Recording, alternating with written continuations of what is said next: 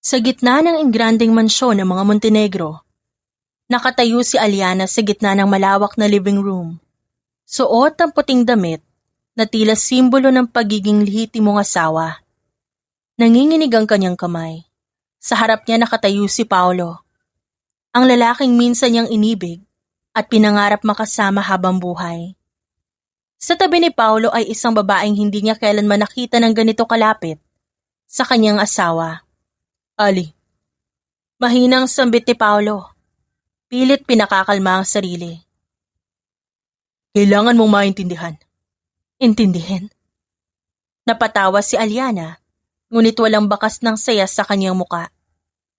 Anong iintindihin ko, Paolo? Na may kabit ka? Na nabuntis mo siya? O na ngayon gusto mo akong iwan? Ang babaeng nasa tabi ni Paolo, otomatikong napahawak sa tiyan. Tila pinoprotektahan ng dinadala. Mahinhin ang itsura nito. Nakaayos ang buhok. Nakasuot ng mamahaling bestida. Ngunit sa mata ni Aliana, wala itong ibang anyo kundi isang malanding babae. Ali, please. Bumaling si Paolo kay Daniela. Saka muling tumingin sa asawa. This is Daniela? Pinakilala mo pa talaga? Dito sa bahay ko? Hindi mo na to bahay. Biglang singit ni Daniela. Bagamat halata ang kaba sa kanyang boses. Paolo already made his decision. Napatingin si Aliana sa kanya at doon tuluyang nagliyab ang kanyang galit. Ano sinabi mo? Dahan-dahang hakbang niya palapit sa dalawa. Humakbang si Paolo sa pagitan nila. Ali, huwag kang gagawa na eksena. Eksena? Ikaw ang gumawa na eksena sa buhay ko, Paolo. Habang akala ko maayos ang pagsasama natin. Habang abala ko sa trabaho, nakikipaglandian ka sa iba? Hindi ko sinadya. Hindi mo sinadya? Hindi mo sinadya na na makapagrelasyon sa iba? Hindi mo sinadya na mabuntis mo siya? Hindi mo sinadya na lokohin ako araw-araw? Tahimik si Paolo. Sumingit naman ulit si Daniela. Hindi mo pwedeng itali si Paolo sa isang marriage na wala namang pagmamahal. Walang pagmamahal? Tumingin siya kay Paolo. Totoo ba yon? Hindi naman nakasagot ang lalaki. At ang katahimikang yon ang naging sagot para kay Aliana. Isang malakas na sampal ang umalingaw-ngaw sa buong sala. Napahawak si Daniela sa pisngi. Namimilog ang mga mata sa gulat. Ali, ano ba?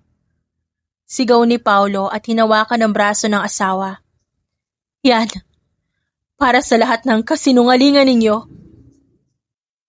Pinagkatiwalaan kita, Paolo, binigay ko sa'yo lahat. Tapos ganito yung kapalit? Baliw ka ba? Buntis ako! Sigaw ni Daniela na napapaatras. At ako ang asawa? Ako ang legal? Ako ang kasama niya sa simula? Hinila ni Paolo si Aliana palayo kay Daniela. Tama na, Ali. Hindi mo pwedeng saktan si Daniela. Napatingin si Aliana sa kamay ni Paolo na mahigpit na nakahawak sa kanya. Dahan-dahan niyang inalis yon. Hindi ko pwedeng saktan, pero ako pwede niyong durugin. Tumulo ang luha sa kanyang mata habang tinititigan si Paolo. Kailan nagsimula? Kailan mo ako niloko? 1 taon na. 1 taon? 1 taon mo akong ginagawang tanga? Hindi ko ginusto na umabot sa ganito. Pero wala ay nabuntis ko siya. May responsibilidad ako. Responsibilidad? At ako, hindi ba ako responsibilidad para sa'yo? Yung mga vows na sinabi mo sa akin nung kasal natin, wala lang yun? Sumingit muli si Daniela. Paolo loves me? Huwag mong banggitin ang salitang love sa harap ko. Wala kang alam tungkol doon. Enough! Ayoko ng ganitong buhay, Ali. Lagi tayo nag-aaway. Napaatras si Aliana. So sinasabi mo kasalanan ko? Hindi ko sinabing kasalanan mo, pero hindi na ako masaya. Tumawa si Aliana, pero punong-puno ng sakit ang tunog nito. At siya magpapasaya sa'yo? Sa pagtataksil niyo na nagsimula yung kaligayahan ninyo? Natahimik ang dalawa. Naglakad si Aliana palapit sa grand staircase. Saka muling humarap sa kanila. Alam mo ba kung gaano ako katanga? Habang akala ko overtime ka sa kumpanya. Habang pinagtatanggol kita sa mga chismis. May iba ka na pala talagang kasama. Ali, huwag mo na akong tawagin sa pangalan na yan. Wala ka ng karapatan, Paolo. Humakbang siya palapit kay Daniela. Ngunit hindi na para manakit. Tinitigan niya ito ng diretsyo. Masaya ka na? Nakuha mo na ang gusto mo? Hindi ko sinadya na masaktan ka. Hindi naman planado ang lahat eh. Walang planado sa pagtataksil. Pero may choice ka. At choice mong maging tanga at kabit. Sige. Pipirmahan ko ang annulment. O kung ano mang papeles ang gusto mo. Pero tatandaan mo ito. Sisiguraduhin kong hindi kayo magiging masaya. Napalunok si Paolo. At ikaw? Kung sa tingin mo panalo ka, isipin mo na magagawa niya rin sa iyo ang ginawa niya sa akin. Huminga ng malalim si Aliana. Pilit pinatatag ang sarili. This house may have your name, Paolo. Pero ang dignidad ko akin pa rin. Tinalikuran niya ang dalawa at nagsimulang umakyat sa hagdan. Sa ibaba, nanatiling nakatayo sina Paolo at Daniela. Pagdating ni Aliana sa taas, saglit siyang tumigil at tumingin sa baba. Nakita niya ang lalaking minahal niya at ang babaeng pumalit sa kanya. Masakit, oo. Ngunit sa kabila ng lahat, may kakaibang lakas na unti-unting nabubuo sa kanyang puso. Hindi man niya matanggap ang nangyari, alam niyang hindi siya ang nawala ng halaga. Ilang minuto ang lumipas nang marinig ang yabag ni Aliana pababa ng hagdan. Wala nang luha sa kanyang mga mata. Puro galit na lang ang nandun. Sa kamay niya isang maliit na envelope. Ano yan, Ali? Hindi siya sumagot agad. Bumaba siya ng tuluyan. Huminto sa huling baitang at ibinato ang envelope sa center table. Mga titulo. Mga resibo, mga kontrata. Mga dokumento nagpapatunay na hindi lang ikaw ang naghirap para sa mansyong ito. Nagkatinginan sina Paolo at Daniela. Ano ibig mong sabihin? Ang ibig kong sabihin. Kalahati ng perang ipinambili sa lupang to galing sa ipon ko. Galing sa negosyo ko, galing sa mga proyekto na ako ang nagdala ng kliyente. Aliana, huwag na nating pahabain. Tumahimik ka! Wala kang karapatang makialam sa usapang mag-asawa. Ex-wife. Magiging ex-wife ka na. Hindi pa tayo annulled. At hanggat hindi pa, asawa mo pa rin ako. Hindi na mahalaga yan. Kailangan mo na umalis dito. Napakaduwag mo. Hindi ka man lang makatingin sa akin ng diretso habang pinapalayas mo ako sa bahay na pinaghirapan ko din? Don't make this harder than it is already. Harder? Sinira mo ang kasal natin. Ngayon ako palalabas na parang kabit na kailangan paalisin? Security! Biglang sigaw ni Paolo at nawawala na rin ng pasensya. Nanlaki ang mga mata ni Aliana. Talaga? Tatawag ka ng security para sa akin? Ilang segundo pa'y may dalawang gwardyang pumasok sa sala na halatang naguguluhan. Sir, samahan niyo siya. Siguraduhin niyo makakaalis siya ngayong gabi. Parang binuhusan ng malamig na tubig si Aliana. Ang mga taong dati rumerespeto sa kanya bilang may bahay sa mansyon. Ngayon nakayuko at hindi malaman kung sinong kakampihan. Subukan niyo akong hawakan. Babala niya sa mga gwardya. Nanginginig sa galit. At ipadademanda ko kayong lahat. Ali, huwag ka na mag-iskandalo. Iskandalo? Ikaw ang nag-iskandalo dito. Humakbang siya palapit kay Paolo. Makinig ka mabuti. Pinapalayas mo ako ngayon. Pero tandaan mo ito. Hindi dito nagtatapos ang lahat. Bahagyang nag-iba ang ekspresyon ni Paolo. Ngunit mabilis din yung nawala. Do whatever you want. Gagawin ko talaga. At kapag natapos ako, magsisisi ka. Enough? Paolo, paalisin mo na siya. Nasa-stress na ako. Napakuyom ang kamao ni Paolo. Lumayas ka na. You don't have to repeat it. Binuksan niya ang pinto ng mansyon. Ang pintong minsan niyang tinawag na tahanan. Habang naglalakad siya palabas ng bakuran, naramdaman niya ang hapdi sa dibdib. Pagdating niya sa gate, muli siyang lumingon. Mula sa malayo, nakita niya sina Paolo at Daniela na magkatabi sa pintuan ng mansyon. Isang eksenang tila ipinapamukha sa kanya ang kanyang pagkatalo. Ngunit sa loob ni Aliana, hindi pagkatalo ang nararamdaman niya, kundi isang pangako. Hindi ba tapos ito, Paolo? Sinimulan mo, ako ang tatapos nito. Pagkasara ng bakal na gate, tuluyang naglaho sa paningin ni na Paolo at Daniela ang figura ni Aliana. Ilang segundo silang nanatiling tahimik, tila sinisiguradong wala na talagang babalik. Pagkatapos, napabuntong hininga si Paolo. Si Daniela dahan-dahang napangiti. Finally. Mahina, ngunit may halong tuwa ang boses nito. Tumingin si Paolo sa kanya. Tapos na rin. Sigurado ka bang di na siya babalik? Tanong ni Daniela na bahagyang kinakabahan pa rin. Wala na siya magagawa. Nasa pangalan ko ang titulo. Kahit anong sabihin niya, ako pa rin ang legal owner. Unti-unting lumawak ang ngiti ni Daniela. Napahawak siya sa braso ni Paolo. Sumandal dito. So this is ours now? Yes. Naglakad si Daniela palibot ng sala. Marahang hinihipo ang backrest ng sofa, ang glass table, ang dekorasyong pinamiliminsan ni Aliana. Sa bawat takbang niya, tila mas lalong nagiging totoo ang ideyang siya na ang bagong reyna ng mansyon. Ang ganda pala talaga dito. Ibang-iba kapag alam mong sayo na. Napatingin si Paolo sa kanya. Matagal mo na bang pinapangarap to? Ngumiti si Daniela. Hindi direktang sumagot. Sino ba namang hindi? Successful husband, may malaking bahay at secured ang future para sa baby. Baby natin. Pagwawasto ni Paolo at bahagyang nakangiti. Lumapit si Daniela at hinawakan ang kanyang kamay. Iniligay yon sa kanyang tiyan. You're right.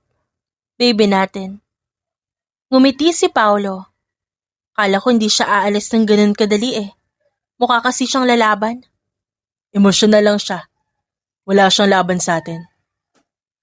Sigurado ka? Kasi parang seryoso siya kanina. Hindi niya kaya. Kilala ko si Aliana.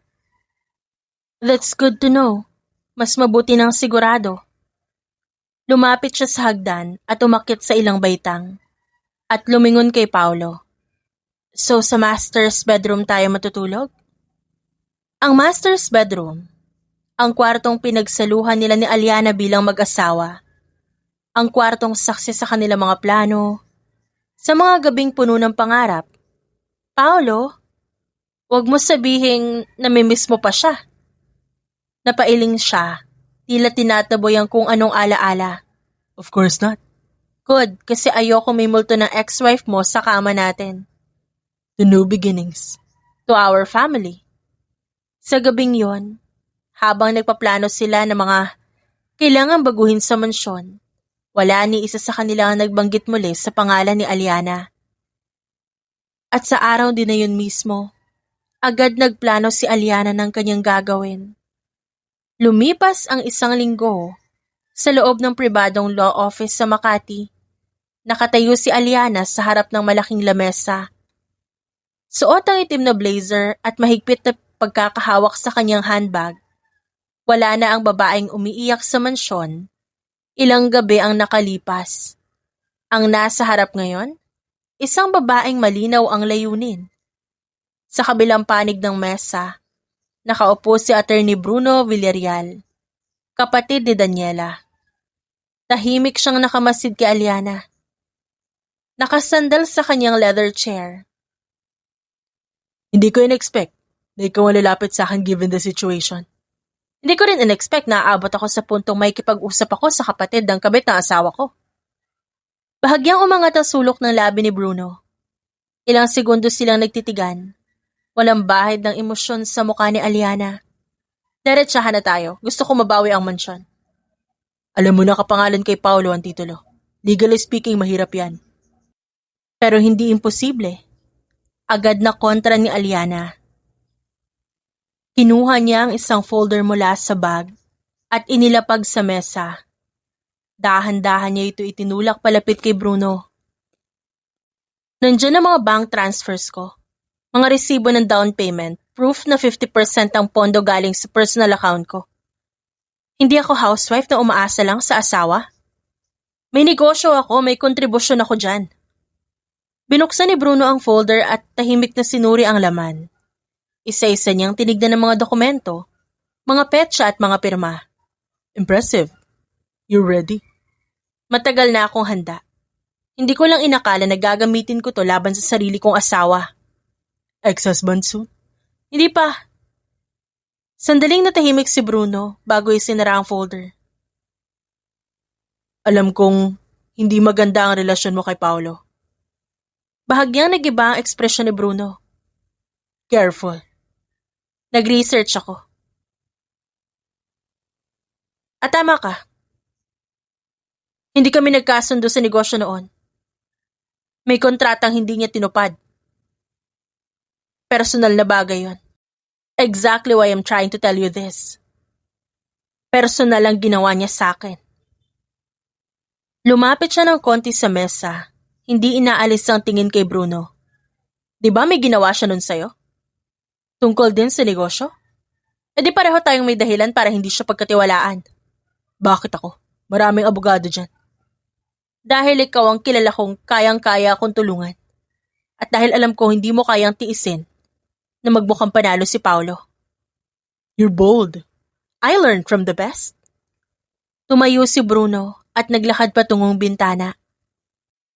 Hindi ko gusto ang ginawa ng kapatid ko. Pero kapatid ko pa rin siya. At may dinadala siyang bata. Hindi ko naman kukunin ang bata at wala akong pakialam.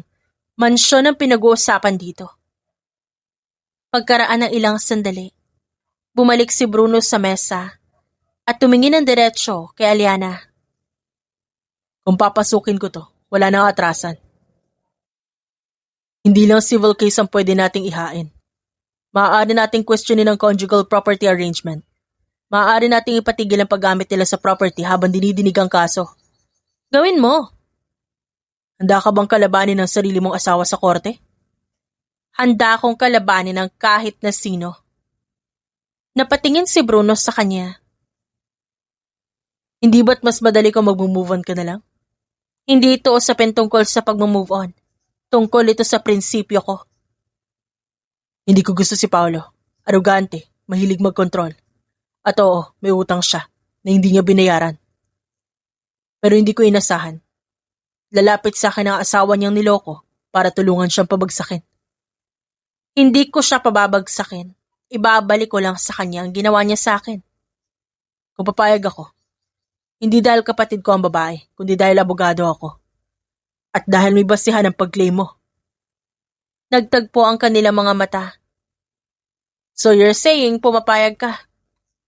Ilang sandali pa ang lumipas bago tumango ang lalaki. Papayag ako. But understand this. Once we start, mag-iiba ang dynamics.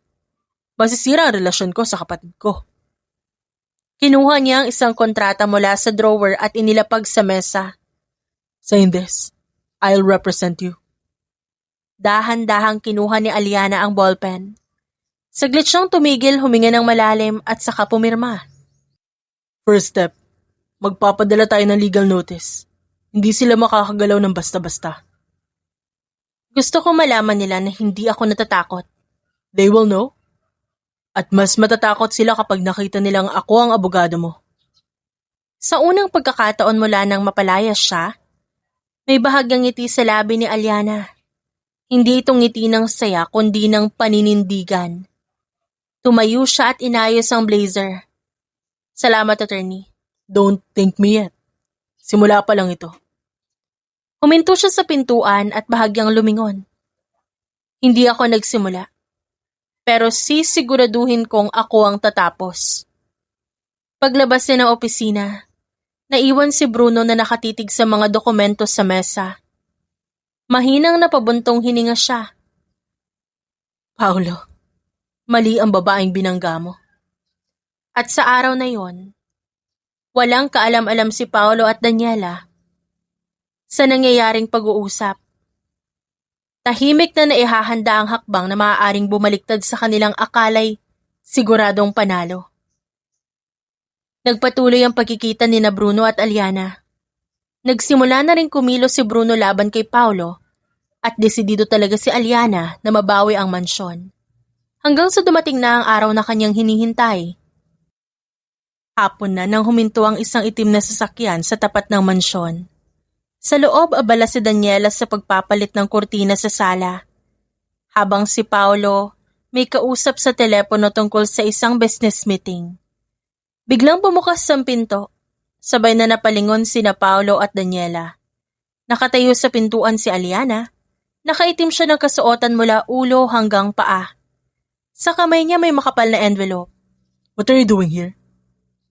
Agad na tanong ni Paolo at naputo lang kausap sa telepono. Hindi ka pwedeng pumasok dito ng basta-basta. Napahawak sa tiyan si Daniela at napasigaw pa. Huminto si Aliana sa gitna ng sala. Sa parehong lugar kung saan siya pinahiya at pinalayas. At walang anumang babala. Inihampas niya sa center table ang mga papeles. Ang malakas na tunog ng folder na tumama sa salamin. Umalingaw-ngaw sa buong silid. Ano to? Basahin mo. Nilapitan ni Paolo ang mesa at kinuha ang mga dokumento. Habang binubuklat niya ang mga pahina, unti-unting nagbago ang ekspresyon sa kanyang muka. Court order, temporary injunction, recognition of conjugal ownership ang nakalagay doon. Imposible. Bulong ni Paolo.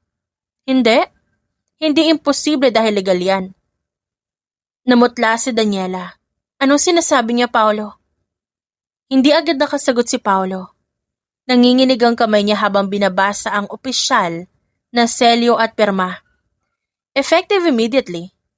Ako ang may legal control sa property habang dinidinig ang kaso at based sa financial records, napatunayang kahati ng pondo ay galing sa akin. Hindi to pwede! Nakapangalan sa kanya ang titulo? At conjugal property yan. Hindi ako bobo para hindi alamin ang batas. Biglang lumakas ang tibok ng puso ni Paolo. Sinong abogado mo? Sa mismong sandaling yun bumukas ang pinto. Pumasok si Bruno. Naka-gray suit, seryoso ang muka. Tahimik na naglalakad papasok at tumayo sa likuran ni Aliana. Nanlaki ang mga mata ni Daniela. Kuya? Hindi siya sinagot ni Bruno. Nakatingin lamang siya kay Paolo. So it's you? Yes, it's me. Pinagtaksilan mo ang kapatid mo para sa babaeng yan?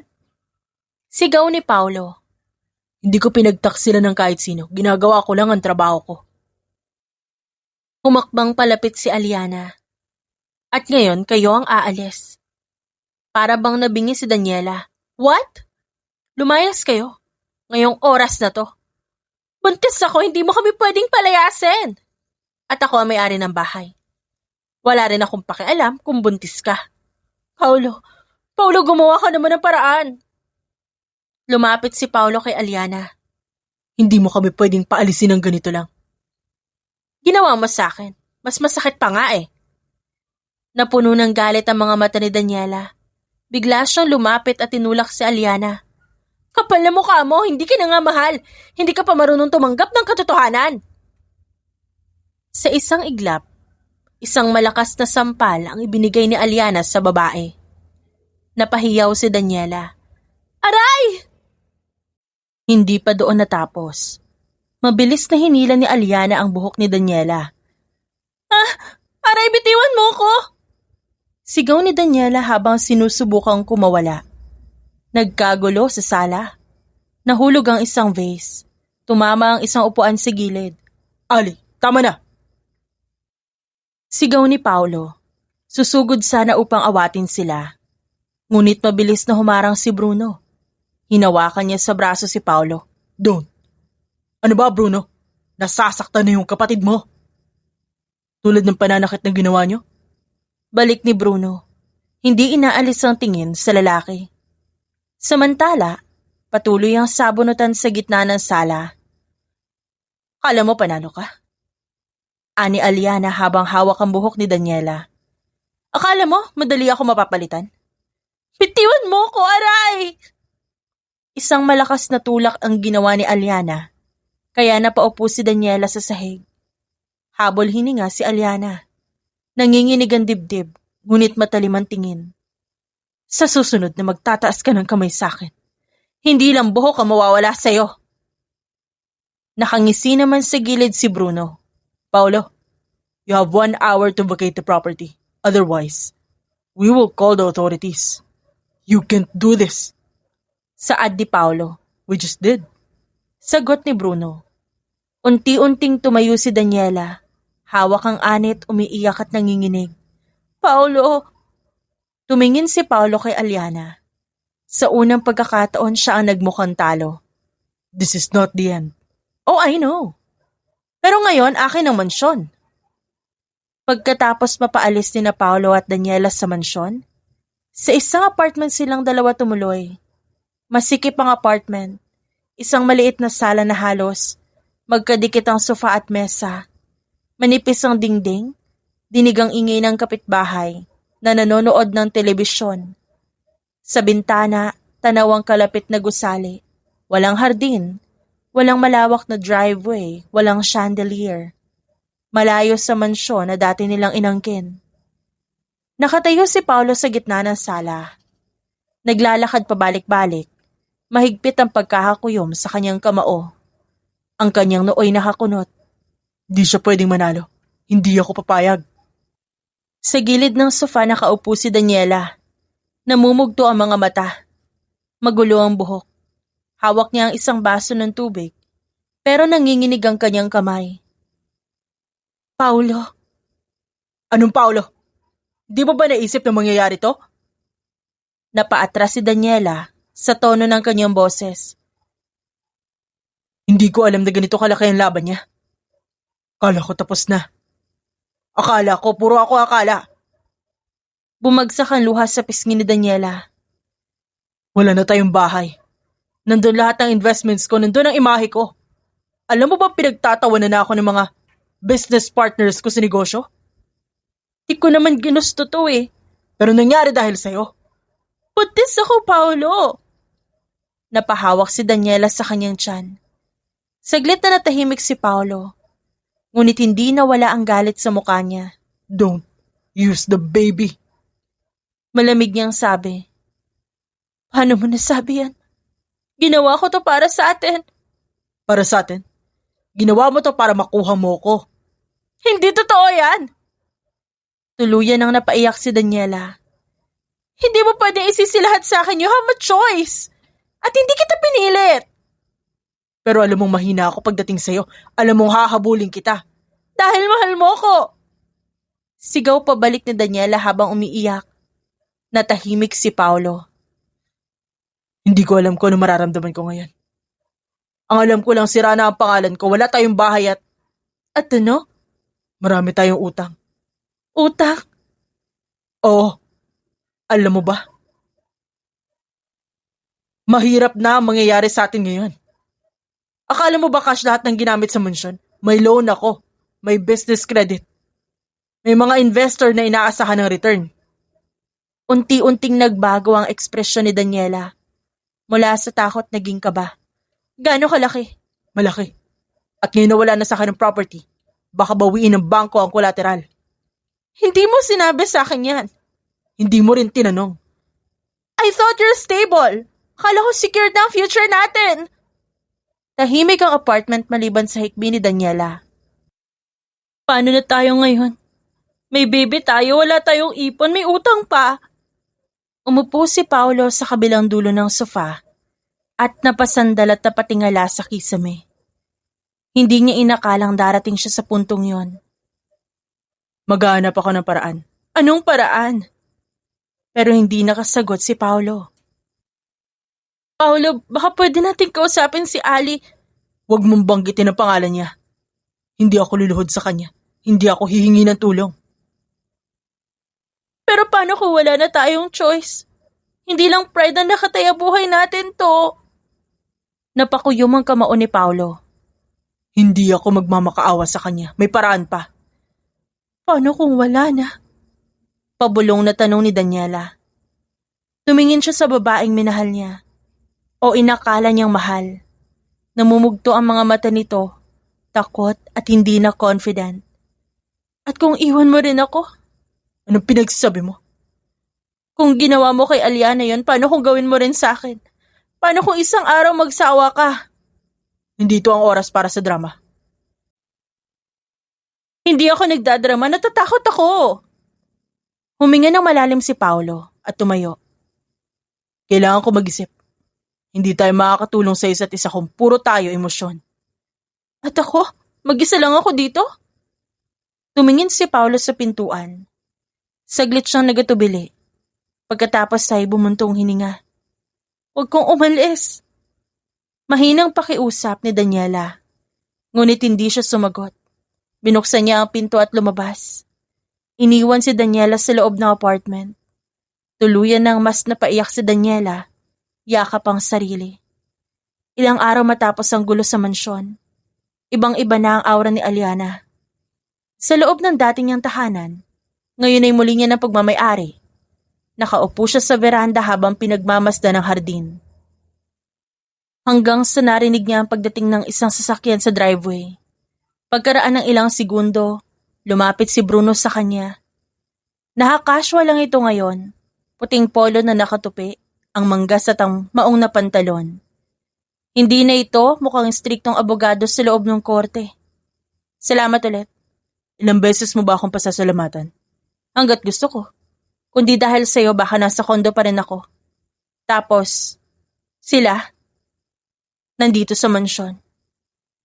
May laban ka naman talaga eh. Ginamit ko lang ang batas. Pero hindi lahat ng abogado pipiliin ng ganitong kaso, lalo na kung kapatid ang masasagasaan. Hindi ko naman kinakampihan ng mali. Napatingin si Aliana sa kanya. May paghanga sa mga mata. Alam mo, nung una, galit pa ako sa'yo. I expect that. Kapatid ako ng kabit ng asawa mo. But now I'm grateful. Hindi agad nagsalita si Bruno. Tinitigan niya si Aliana, hindi bilang kliyente kundi bilang babae. Mas kalmado na siya ngayon. Wala na ang galit na sumisiklab sa mga mata. Mas bagay sa'yo ang ganitong version mo. Napakunot ang noo ni Aliana. Anong version na sinasabi mo dyan? Yung version na hindi umiiyak sa lalaki. Saglit na natahimik si Aliana. Hindi naman siya nasaktan sa sinabi nito.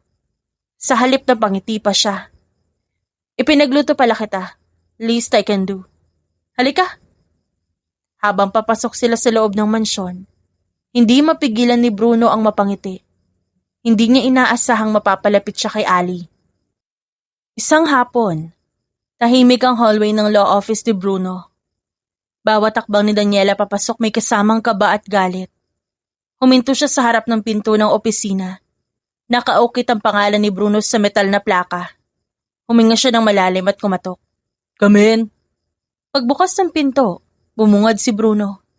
Nakaupo sa likod ng malaking mesa. Maayos ang suit, nakasalamin at abala sa pagbabasa ng mga documents. Hindi man lang ito tumingala agad. Bruno, we need to talk. Pinatatag ni Daniela ang kanyang sarili. Dahan-dahang nagtaas ng tingin si Bruno. Walang bakas ng pagkagulat o awa sa mga mata nito. Tanging pagkairita lang, na parang istorbo si Daniela sa mas mahalaga niyang ginagawa. If this is about the mansion, wala akong oras. About this? You ruined us! You ruined me! Lumapit siya sa mesa. Hindi na inalintana ang nanginginig na tuhod. You helped her! Si Aliana! You helped her na paalisin kami!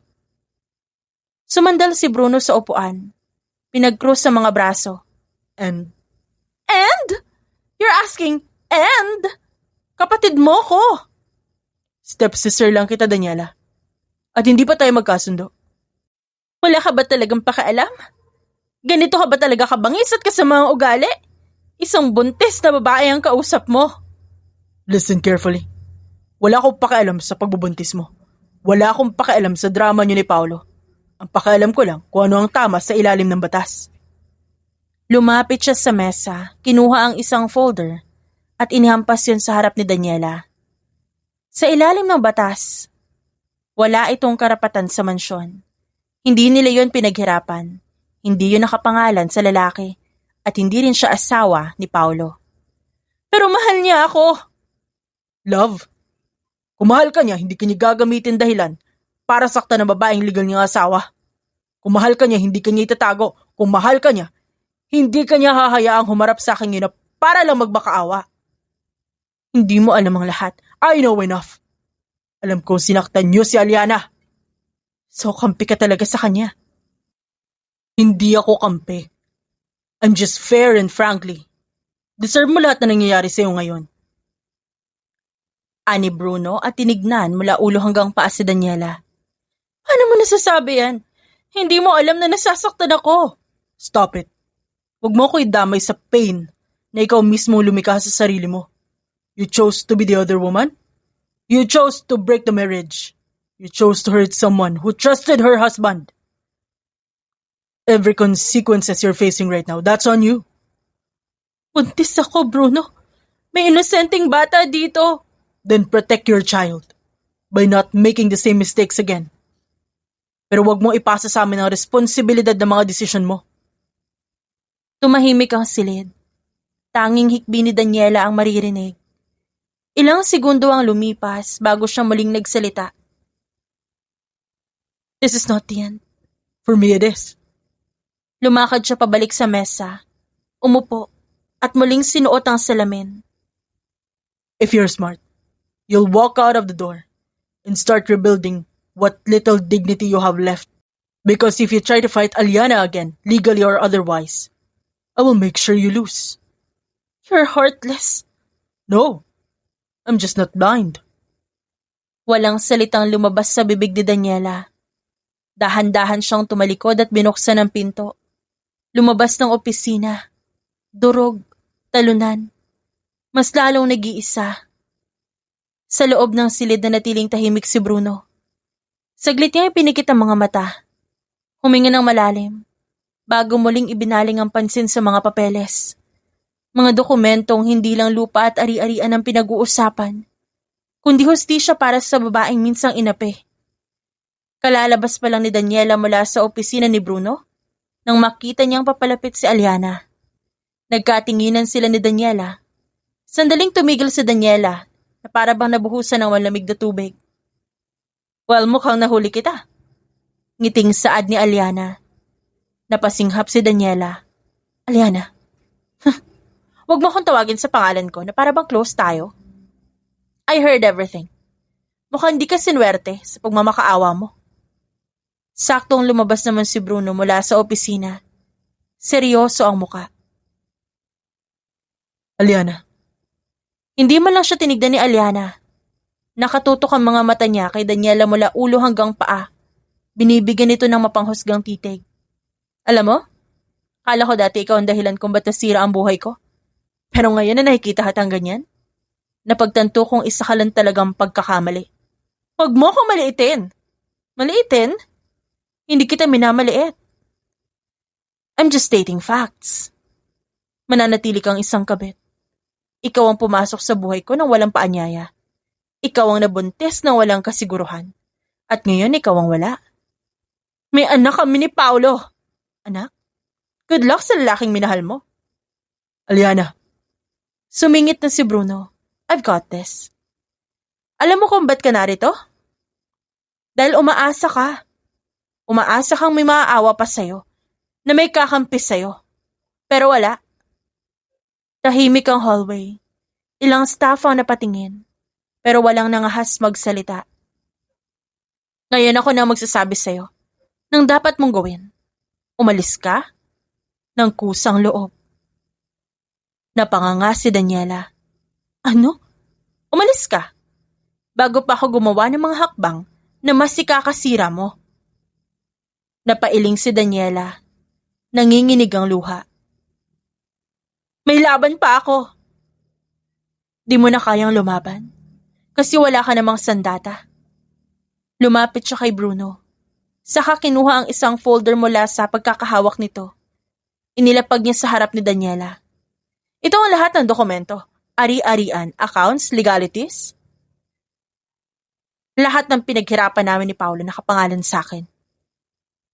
Hindi. Dahil mahal niya ako. Hindi totoo yan. Totoo ito. Hindi man ako mahal ng asawa ko, pero ako ang katuwang niya noon. Ikaw? Isa ka lang para usan. You humiliated me in my own house, and now you're the one being asked to leave. Napatungo si Daniela. Nanginginig ang kamay. Nanginginig ang tuhod. Tumingin siya kay Bruno pero wala itong reaksyon. Walang awas sa mga mata at hindi man lang siya pinagtanggol. Dahan-dahang tumalikod si Daniela. Pagka-uwi niya padabog siyang pumasok sa apartment. Magmumura sana siya pero naputol ang kanyang pagmumura nang bumungad sa kanyang amoy ng alak at sigarilyo. Kumunot ang kanyang noo. Agad na kumulo ang dugo niya sa galit na kanina pa niya pinipigil mula opisina. Nanginginig ang kanyang kamay, hindi na alam kung dahil sa emosyon o dahil sa pagod. Isinara niya ang pinto ng malakas. Paulo, umayos ka nga! Walang sumagot. Lumakad siya papasok. Doon niya nakita si Paulo. Nakalugmok sa sofa. Nakatanggal ng botones ng polo. Gusot ang buhok at may hawak pang bote ng alak na halos kalahati na lang ang laman. Mapula ang mga mata na mumugto. Halatang lasing na naman. Hindi yung masayang lasing kundi yung lasing na puno ng pagsisisi. At awa sa sarili. Of course, lasing ka na naman. Napalingon si Paulo. Dan, ikaw ba yan? Lumapit si Daniela, inagaw ang bote at hinagis yun sa lababo. Nabasag ang bote, kumalat ang alak. Oo, ako to. Yung babaeng pinagpalit mo sa legal mong asawa tapos ngayon ako pa yung walang napala? Pumunta ka kay Bruno? Oo. Alam mo ba kung ano sinabi niya sa akin? Wala raw siyang pakialam, deserve ko raw lahat. Napahawak si Paulo sa ulo. Sinabi ko na sa'yo, di ba wala akong laban? Kasalanan mo to eh. Hindi gumalaw si Paulo. I'm sorry. Hindi ko inaasahan na ganito ang mangyayari. Hindi mo inaasahan, anong inaasahan mo? Naiiwan ka ni Aliana ng tahimik? Naibibigyan niya sa iyo yung mansyon, ganun ba? Akala ko mahal niya pa rin ako. At ako? Mahal mo ba ako? Hindi agad sumagot si Paulo. At doon durog na durog si Daniela. Sumagot ka! Mahal kita. Pero hindi ko alam kung sapat ba yan para ayusin ang lahat. Napaupo si Daniela sa sahig. Napasandal sa sofa. Tumulo ang luha niya. Hindi niya na pinunasan pa. Tumabi si Paulo. Pilit umayos kahit na nahihilo. Ayusin natin to. Paano?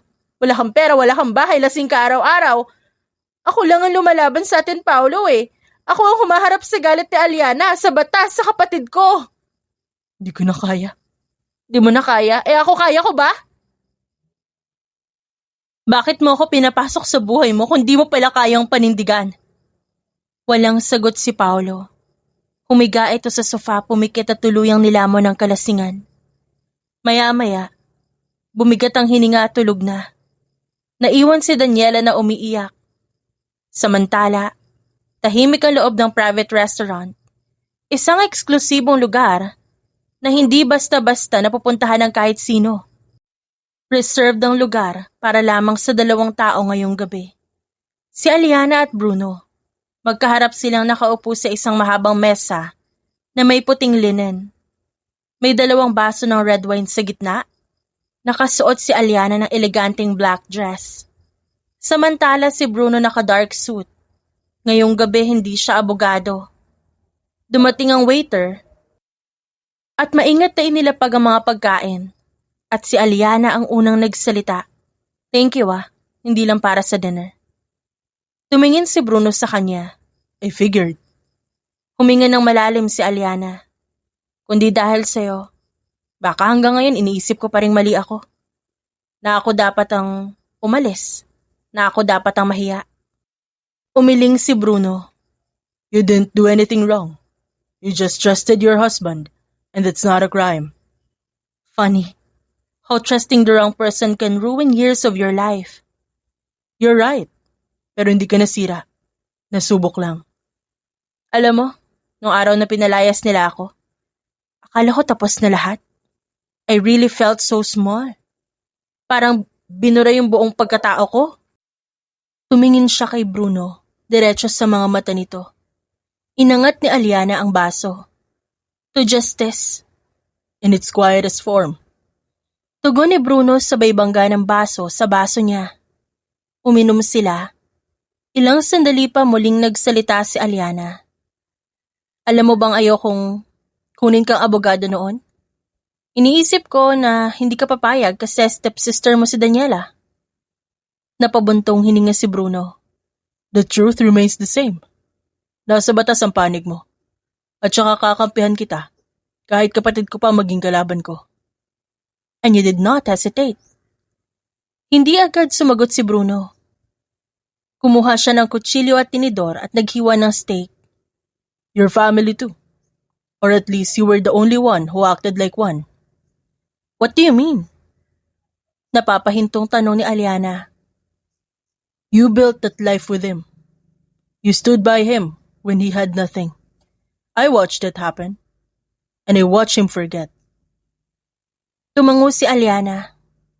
Nangingilid ang luha sa mga mata, pero agad niya yung pinikit para mawala. I don't miss him. What I miss is the woman I was before he betrayed me. Tapos na yun. You're stronger now. Oo. At first time kong maramdaman yun. Then what's next? I'll rebuild. The mansion, maybe ibebenta ko. Hindi ko na kayang tumira sa lugar na puno ng alaala namin. Good choice. Start fresh. Magta-travel muna siguro ako for myself. Hindi para tumakas kundi para huminga. And that's what you deserve. Hindi ko alam kung paano kita pasasalamatan. You already did. You chose yourself. Nagpatuloy ang kanilang masayang dinner. Nag-usap silang dalawa ni Bruno patungkol sa ibang bagay. At sa paglipas ng panahon, lalo nilang nakilala ang isa't isa.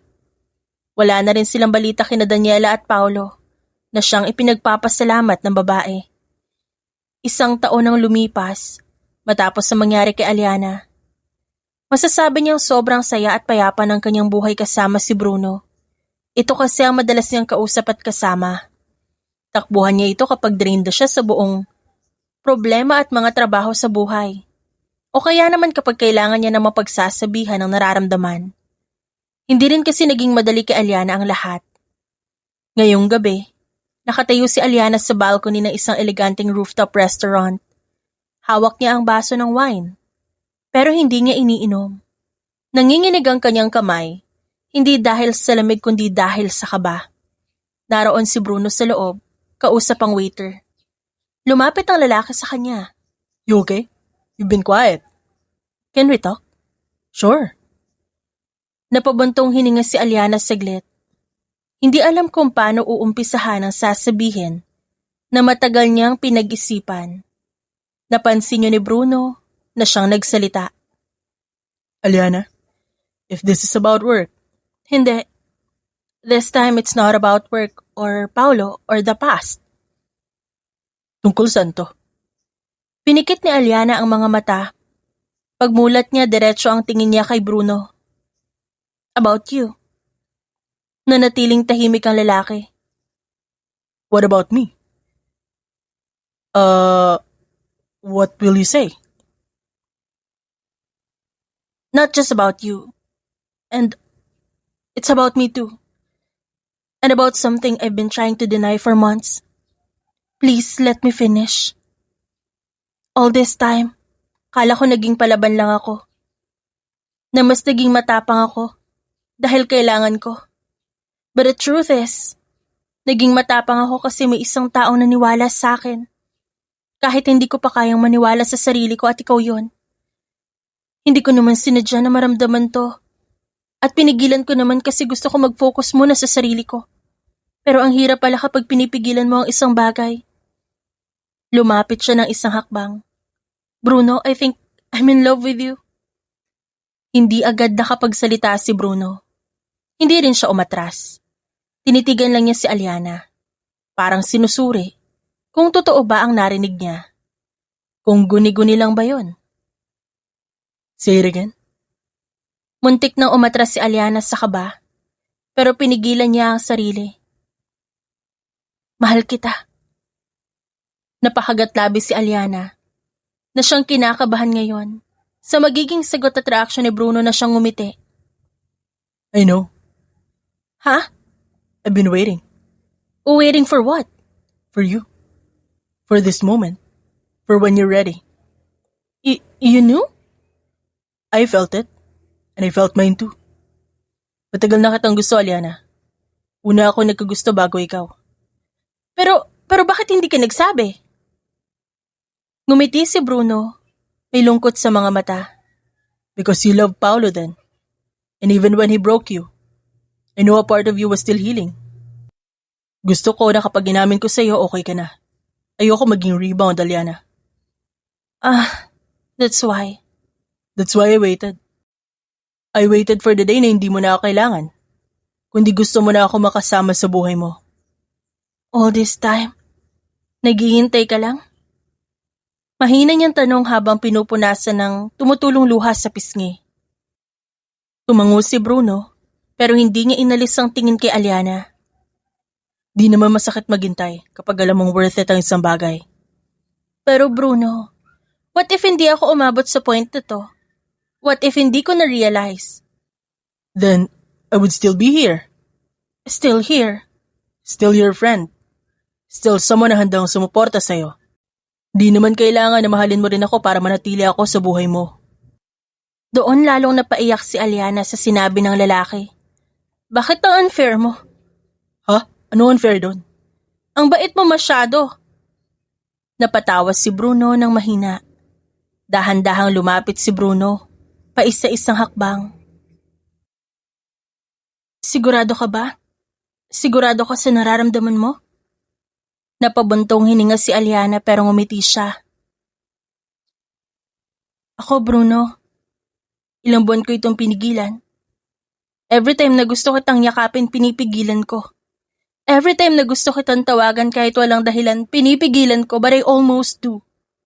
Every time na naiisip ko kung gaano ka kasaya kapag kasama kita. Hindi ko mapigilang maging masaya pero kailangan kong pigilan. Ayoko ipakita sa'yo kasi baka hindi naman pareho yung nararamdaman mo sa nararamdaman ko. But now that I know about it, hindi pala nawawala ang nararamdaman kapag pinipigilan mo. Ang totoo, mas lalo lang siyang lumalalim. Tinitigan siya ni Bruno. Hindi ako nagmamadali. Hindi ko rin sinasabi na perfect na ako or fully healed na ako. Bahagya siyang umiti. But I know this much na kapag ikaw ang kasama ko, hindi ako natatakot sa future. Parang napigilan ni Bruno ang paghinga niya sandali. Dangerous words. Why? Because if you say things like that, baka lalo akong umasa.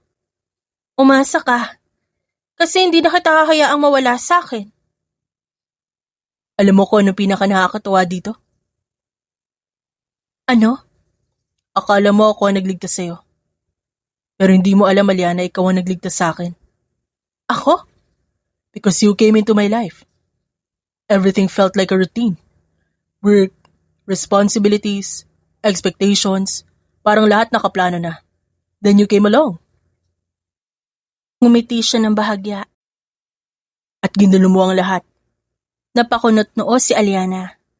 Napatawa si Bruno. I mean that in a good way. You better be. Because suddenly, may dahilan na ako para umuwi na maaga. May dahilan na ako para ngumiti kahit pagod. May dahilan na ako para umasa. Hindi napigilan ni Aliana ang sarili. Humakbang siya palapit at mahigpit na niyakap si Bruno. Sandaling natigilan ng lalaki sa biglaang yakap. Pero agad din niyang ibinalik yon. See? Ako na ang unang yumakap sa iyo, ah. Napatawa si Bruno ng mahina. Not complaining. Saglit silang nanatili sa ganoong posisyon. Parang ayaw nilang tapusin ang sandaling yon. Hanggang sa marahang umatras si Aliana. Tinitigan niya si Bruno. May halong hiya at saya sa mga mata. So what now? Well, technically, kakaamin mo lang na mahal mo ako. Ikaw talaga. Which means, I should probably ask you something important. Ano na naman yun? Pwede ba kitang ligawan? Sandaling natahimik si Aliana pagkatapos napatawa ng malakas. Bruno naman after we just said everything, doon ka palang maniligaw? Proper process? You're unbelievable. Napapailing si Aliana pero tumatawa pa rin. Is that a yes? Napatingin si Aliana sa kamay nilang magkahawak. Pagkatapos muli siyang tumingin kay Bruno. May lambing at panibagong pag-asa sa mga mata niya. Okay. Okay. Tumango siya. Ligawan mo ako. Ngumiti si Bruno at niyakap muli si Aliana na sumandal sa kanyang dibdib. Makalipas ng 3 taon, ibang-iba na ang buhay ni Aliana dahil masaya siya sa piling ni Bruno na pinaramdam sa kanya na sapat siya at kamahal-mahal. Matapos sagutin ni Aliana si Bruno nung kaarawan nito, mas lalong tumatag ang kanilang relasyon. May mga pagsubok silang kinaharap pero nalampasan pa rin nila ng magkasama. Hanggang sa dumating na ang araw ng kasal nilang dalawa. Maagang nagising si Aliana sa kanyang silid. Nakaupo siya sa harap ng malaking salamin habang inaayusan ng makeup artist ang kanyang muka. Nakasuot siya ng puting silk robe habang maingat na inaayos ang kanyang buhok ng isang eleganteng bun. Ngunit kahit gaano kaganda ang paligid, ramdam pa rin ang kaba sa kanyang dibdib. Hindi dahil sa takot, kundi dahil sa hindi pa rin siya makapaniwala na narito siya ngayon. Hindi niya akalain na magmamahal at ikakasal pa siyang muli. Pero sa pagkakataong yun ay nasa tamang lalaki na siya na hindi siya iiwan at lolokohin. Napangiti siya ng maalala kung paano nagsimula ang lahat.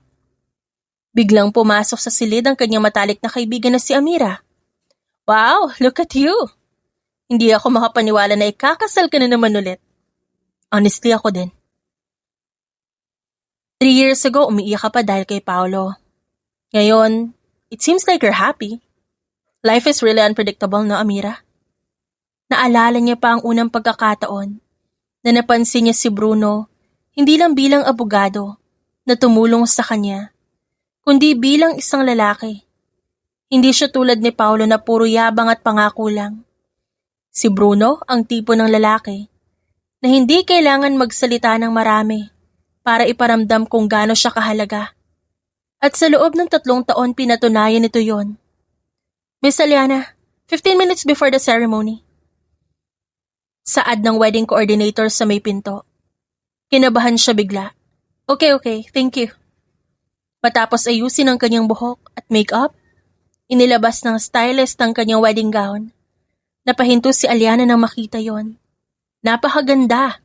Isang eleganteng white gown na may mahahabang lace sleeves at flowing skirt na parang prinsesa. Maingat siyang tinulungan ng stylist na isuot yon. Nang tumayo siya sa harap ng salamin, hindi niya napigilang mapaiyak. Ang ganda mo, sabi ni Amira habang pinipigilan ng sarili niyang luha. Hindi ko akalain nga abot ako sa ganitong punto. Samantala, sa kabilang bahagi ng mansyon naghahanda naman si Bruno. Nakasuot siya ng black tuxedo habang inaayos ang kanyang cufflink sa harap ng salamin. Lumapit sa kanya ang matalik na kaibigan na si Marcos. Bro, kinakabahan ka ba? A little? Di ka naman mukhang kinakabahan eh. Mukha kang ready makipaglaban sa korte. Napabuntong hininga si Bruno. Mas mahirap pa yata itong araw na ito kaysa sa courtroom. Because this time, my whole heart is on the line. Biglang tumunog ang wedding music. Tumayo ang lahat ng mga bisita. At dahan-dahang bumukas ang malaking kurtina. Lumabas si Aliana. At doon napatulala si Bruno dahil napakaganda ng babaeng papakasalan niya. Habang papalapit si Aliana, hindi napigilan ni Bruno ang mapangiti. At nang tuluyang makarating si Aliana sa harap niya, nakita niya ang luha sa mga mata nito. Hi. Napangiti ang babae. Hi. Nagsimula ang ceremony. Habang nagsasalita ang pare tungkol sa pagmamahal, respeto at pangako ng kasal, mahigpit na magkahawak ang kanilang kamay. Hanggang sa dumating ang oras ng vows, Naunang magsalita si Bruno. Tumingin siya kay Aliana. Puno ng emosyon ang kanyang mga mata. Aliana, 3 years ago dumating ka sa buhay ko, nasugatan.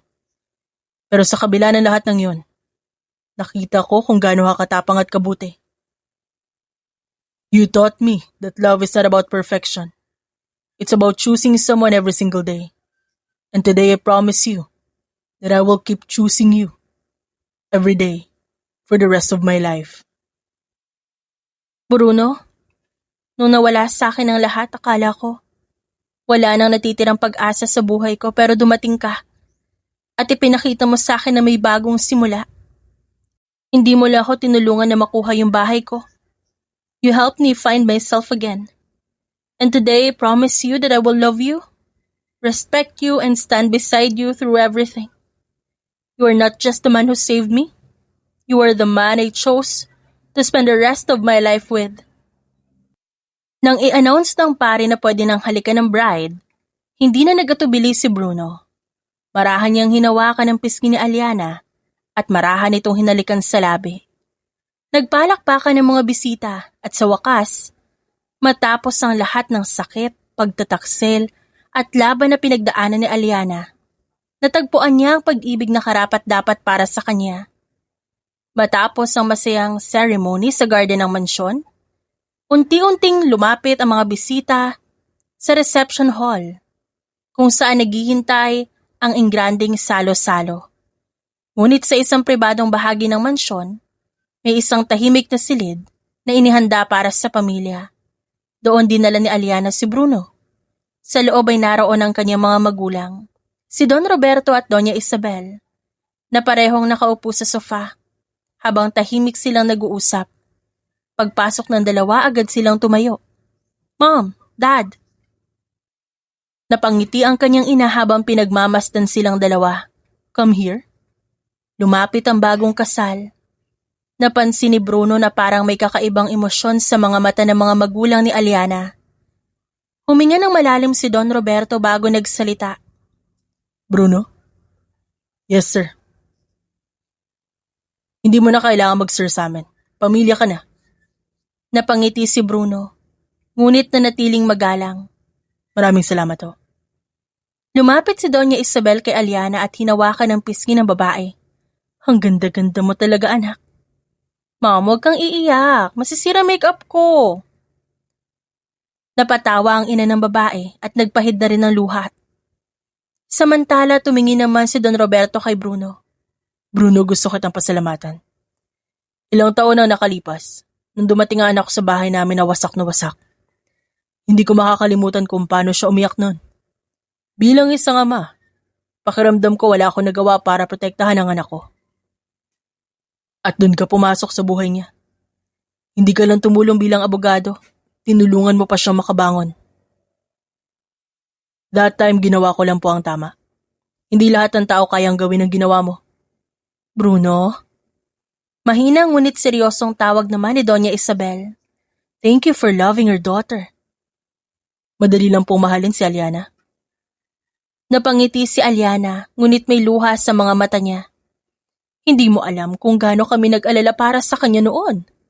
Akala namin tuluyan na siyang mawawala ng tiwala sa pag-ibig. Napahinga ng malalim si Aliana. Honestly, ako din. I thought my life was over. Mahigpit siyang hinila ni Bruno palapit. You just hadn't met your real husband yet. Kapal naman ng mukha nito, mga asar. Pabirong saad ni Ali. Ngunit kitang-kita sa mga mata niya ang pagmamahal. Lumapit muli si Don Roberto at inilagay ang kamay sa balikat ni Bruno. Bruno, mula ngayon ikaw na ang bahala sa aming anak. I promise. I will take care of her for the rest of my life. I know you will. Hinawakan din naman ni Doña Isabel ang balikat ng kanyang anak. I am so proud of you, Aliana. Napaluhas si Aliana habang niyayakap ang ina. Makalipas ang ilang sandali, lumapit si Don Roberto kay Bruno at niyakap ang lalaki. Welcome to the family, officially. Sa labas naman maririnig ang ingay ng resepsyon, ang tawanan ng mga bisita, ang tugtog ng banda, at ang sigawan ng mga kaibigan na naghihintay sa bagong kasal. At habang magkahawak kamay sina Bruno at Aliana, pareho nilang alam na ang lahat ng sakit na pinagdaanan nila noon ay nagdala sa kanila sa puntong ito. Isang umaga, maagang nagising si Aliana sa kanilang silid sa mansyon. Tahimik ang paligid ngunit biglang napahawak si Aliana sa kanyang bibig. Agad siyang tumayo sa kama at nagmadaling pumunta ng banyo. Nagsuka siya doon sa lababo habang hawak ang gilid nito. Aliana? Nang hindi sumagot si Aliana, agad na tumayo si Bruno at nagmamadaling pumunta ng banyo. Pagpasok niya, nakita niya nakayuko si Aliana sa harap na lababo. Aliana, what's wrong? I'm okay. I'm okay. Napahawak si Aliana sa dibdib habang humihinga ng malalim. You are not okay. Pupunta tayo na ospital. Wait, relax. I think I know what it is. What? I'm late. My period is late. I think for a month. Sandali, ano ba sinasabi mo? Are you saying I think I'm pregnant. pregnant? Let's take a test first. Ilang minuto ang lumipas habang hawak ni Aliana ang pregnancy test. Nakatayo si Bruno sa tabi niya parang hindi mapakali. Halos hindi siya mapakalis sa kaba. Bakit ba ang tagal? Bruno, 2 minutes pa lang. This is worse than waiting for a court verdict. Nang matapos ang oras, kinuha ni Aliana ang test. Tiningnan niya ito at bigla siyang napahinto. Aliana, It's positive. positive? We're going to have a baby. Sa loob ng 1 segundo hindi makagalaw si Bruno. Pagkatapos bigla siyang napangiti ng napakalaki. Oh my God! We're having a baby. Careful, baka madaganan mo. Huwag mo ko yakapin ng mahigpit. Tumatawang saad ni Aliana. Agad namang bumitaw si Bruno at nagsorry. Napangiti si Aliana habang pinagmamasdan kung gaano kasaya si Bruno. Sinabi rin nila sa kanilang mga magulang na ganun nga ang sitwasyon at excited ang mga ito sa kanilang apo. Sa totoo lang, ang kwento ni na Aliana at Bruno ay patunay na kahit gaano kasakit ang pagtataksil at pagkabigo, parating may pagkakataon para sa bagong simula. Sa tulong ni Bruno, natutunan niyang muling magtiwala sa pag-ibig. Their story reminds us that sometimes the greatest love comes after the greatest pain. At hindi dapat manatili ang isang tao sa relasyon na puno ng kasinungalingan at pagtatraidor. Tulad ni Aliana, kailangan nating matutong tumayo muli kahit nasaktan na tayo. Life will not always be fair, but it gives a second chance. Minsan, ang taong nanakit sa atin, ito pa ang magbubukas ng pinto para makilala natin ang taong para sa atin. Sa tamang panahon, makikilala natin ang taong handang samahan tayo sa hirap at saya. Someone who will choose us every single day. The end.